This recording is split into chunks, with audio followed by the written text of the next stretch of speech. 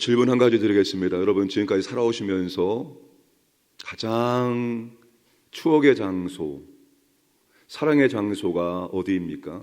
다시 한번 가보고 싶은 그런 장소, 내가 죽기 전에 다시 한번 꼭 밟고 싶은, 가보고 싶은 그런 추억의 장소, 사랑의 장소가 어디입니까? 오늘 본문에서 예수님은 추억의 장소, 사랑의 장소에서 체포를 당하십니다. 1절에 보시면 제자들과 함께 기드론 시내 건너편으로 나가시니 그곳에 동산이 있는데, 2절에서 그곳을 설명합니다. 그곳은 가끔 예수께서 제자들과 모이시는 곳이므로 예수를 파는 유다도 그곳을 알더라. 그곳은 예수님과 제자들의 추억의 장소, 사랑의 장소입니다. 그곳은 기드론 골짜기 건너편에 있는 겟세마네 동산입니다. 예수님은 그곳에서 가끔 제자들과 모였습니다. 여기 부사 가끔이라는 단어, 폴라키스는 가끔, 종종, 자주, 빈번히라는 의미입니다. 그러니까 여러분, 이 단어가 예수님이 가뭄에 콩 나듯이 아주 듬성듬성 한두 번 간다는 의미가 아닙니다. 예수님께서 예루살렘에 올라오셨을 때마다 바로 이곳을 방문하셨다는 것을 알 수 있습니다. 예수님이 제자들과 함께 겟세마네 동산에 들어가서 쉬기도 하고, 대화하기도 하고, 가르치기도 하고, 그리고 기도하기도 하셨습니다. 그야말로 예수님과 제자들에게 겟세마네 동산은 그들만의 추억의 장소, 그들만의 교제의 장소, 그들만의 사랑의 장소라고 말할 수가 있습니다. 이 추억의 장소, 사랑의 장소에서 예수님이 보여주신 모습과 가룟 유다가 보여주신 모습이 정반대입니다. 예수님은 이곳에서도 끝까지 제자들을 사랑하시는 모습을 보여주십니다.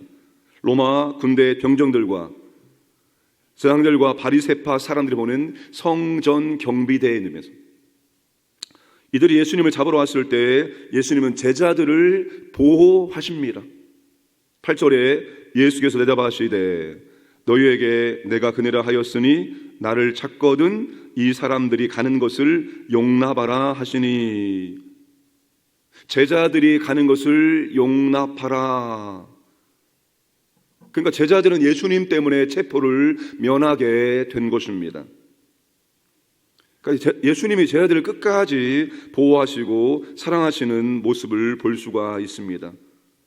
예수님 말씀처럼 나는 너희들을 끝까지 사랑하는, 너희들을 끝까지 보호하는, 너희들을 끝까지 인도하는, 너희들이 끝까지 관심을 가지고 있는 분이다. 이거를 마지막 체포를 당하기 직전까지도 주님이 제자들에게 보여주신 것입니다. 여러분, 예수님이 제자들을 그렇게 끝까지 사랑하셨다면 오늘 저와 여러분들은 어떻게 할까요? 우리는 어떻게 하실까요? 우리는 가끔씩 사랑하실까요? 아니면 우리도 주님이 끝까지 보호하시고 인도하시고 사랑해 주실까요? 제자들의 모습과 상관없이 주님이 제자들을 끝까지 보호하십니다.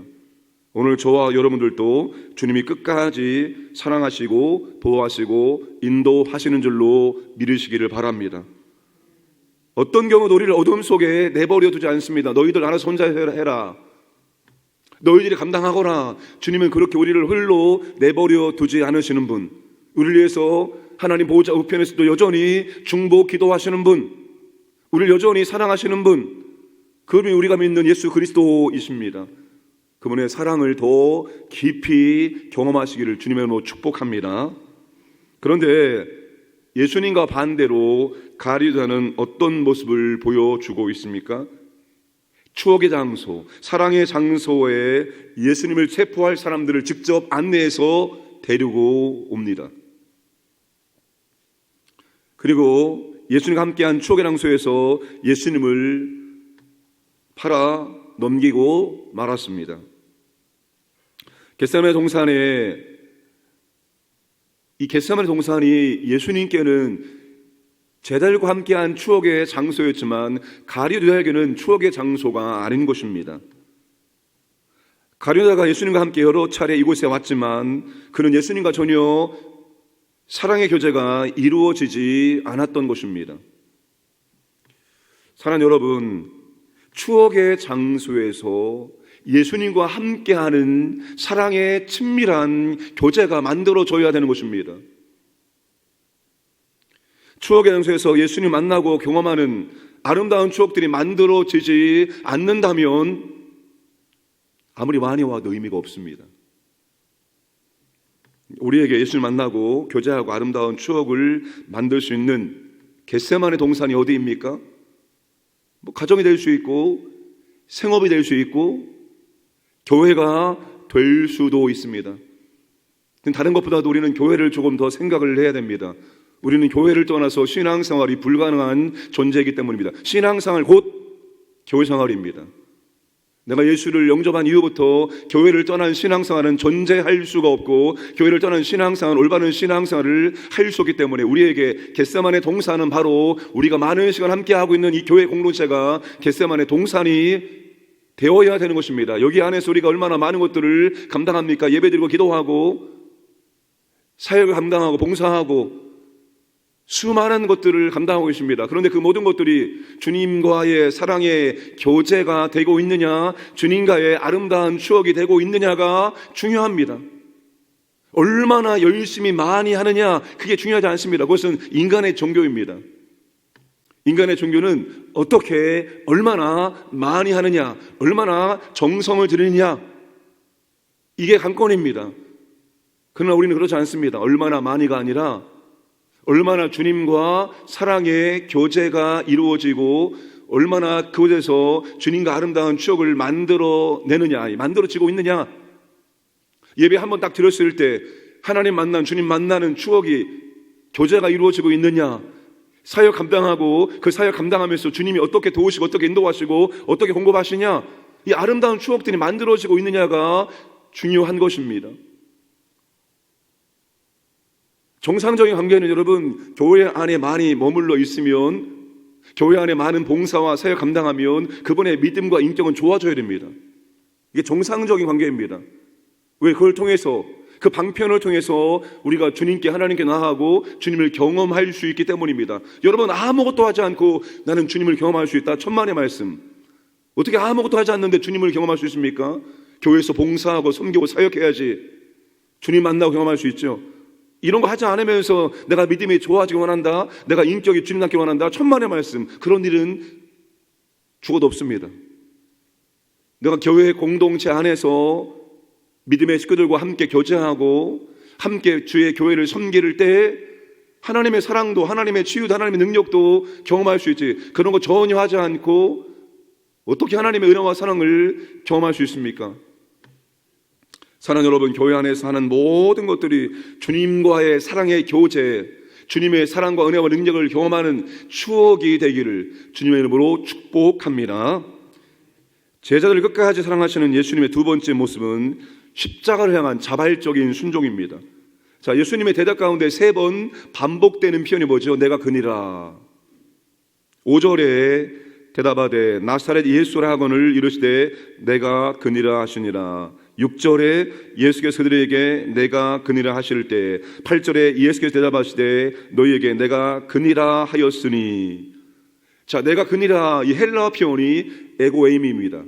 에고에이미. 예수님이 요한복음에서 7번 나는 무엇이다, 나는 빛이다, 나는 문이다, 전부 다 에고에이미. 다시 말하면 출애굽기 3장 14절 나는 스스로 있는 자이니라, 내가 하나님이다라는 표현입니다. 그래서 예수님이 내가 그니라 라고 말씀하셨을 때 예수님을 잡으러 왔던 사람들이 뒤로 물러가서 엎드러지게 되어집니다. 예수님의 신적 권위 앞에서 엎드러진 것입니다. 그렇죠. 구약에 여러분, 하나님 앞에 선 사람이 누가 있습니까? 하나님이신 예수님께서 십자가로 끌려가시지 않고 스스로 나아가신 것입니다. 십자가를 향한 자발적 순종과 헌신의 모습을 보여주신 것입니다. 예수님께서 왜 그렇게 하셨을까요? 하나님 아버지를 향한 충성과 제자들을 향한 사랑입니다. 왜 하나님께 대한 충성입니까? 주님의 삶이 무엇입니까? 하나님 뜻이 무엇입니까? 죄인들을 구원하기 위해서 세상에 가서 십자가에 매달려 죽으라. 이 하나님의 사명에 대한 충성이 주님이 십자가로 자발적으로 나가신 것이고, 주님이 십자가를 짊어지셔야지만 제자들에게, 그 사랑하는 제자들에게 가장 좋은 선물, 영생을 선물로 줄 수 있기 때문입니다. 그래서 자발적 순종과 헌신으로 십자가 앞에 나아가시고 계십니다. 오늘 우리가 어디에서 하나님 아버지를 향한 충성과 제자들을 향한 사랑을 보여줄 수 있습니까? 물론 그것도 가정도 될 수 있고 생업도 될 수 있지만, 우리의 교회 공동체 안에서 우리는 하나님을 향한 충성과 믿음의 지체들을 향한 사랑을 보여줄 수 있어야 합니다. 충성이 뭡니까? 직분과 사명에 대한 충성, 신실함, 비가 오나 눈이 오나 성실하게 하나님이 그만하라 할 때까지 감당하는 게 바로 하나님을 향한 충성입니다. 그 하나님을 향한 충성을 감당할 때 자동적으로 교회는 또 다른 믿음의 사람들에게 사랑이 흘러가게 되어 있습니다. 하나님을 향한 충성이 곧 제자들을 향한 사랑으로 연결되어집니다. 하나님을 향한 충성하지 않으면 교회는 절대로 사랑을 경험할 수가 없는 법입니다. 하나님께 먼저 충성할 때, 우리의 직분과 우리의 사명에 대한 충성을 감당할 때 하나님의 은혜와 사랑이 믿음의 공동체 지체들에게 흘러가게 되어 있습니다. 오늘 저와 여러분들이 그렇게 하나님께 나아가시는 하나님의 자녀, 일꾼, 백성 되기를 주님의 이름으로 축복합니다. 아버지 하나님 감사드립니다. 오늘도 우리 하루를 선물해 주시고 오늘 또 말씀을 듣고 기도할 수 있는 은혜 주심을 감사드립니다. 우리 주님께서 어떻게 제자들을 끝까지 사랑하시는지, 어떻게 주님께서 하나님께 충성하시는지 십자가 앞에서 우리에게 보여주고 있습니다. 사랑의 주님, 우리도 주님을 닮기를 원하옵나이다. 우리도 주님을 따르기를 원하옵나이다. 우리도 끝까지 주님을 사랑할 수 있도록 주님과 함께하면서 아름다운 교제, 아름다운 추억이 만들어질 수 있도록 역사하여 주옵소서. 그리고 아버지 하나님, 우리도 주님처럼 하나님께 끝까지 충성함으로 우리의 충성을 받으시고 하나님 은혜와 사랑과 능력을 믿음의 공동체 가운데 충만하게 허락하여 주옵소서. 오늘도 이 나라와 이 민족을 불쌍히 여기시고 하나님께서 개입하셔서 이 모든 문제가 아름답게 해결될 수 있도록 역사해 주옵소서. 오늘도 광인의 가족들, 가정, 직장, 사업장을 보호해 주시고 자녀들, 재산 모든 것들을 보호하시고 하나님의 은혜의 손길을 경험하고 하나님께 감사와 찬송 드리는 복된 날 되기를 원합니다. 새벽을 깨워 말씀 듣고 기도하는 주님의 자녀들에게 오늘 이 자리가, 기도의 자리가 하나님과 친밀하게 교제하는 추억의 장소일 수 있도록 은혜를 베풀어 주옵소서. 감사드리며 모든 말씀 예수님의 이름으로 기도드려옵나이다. 아멘.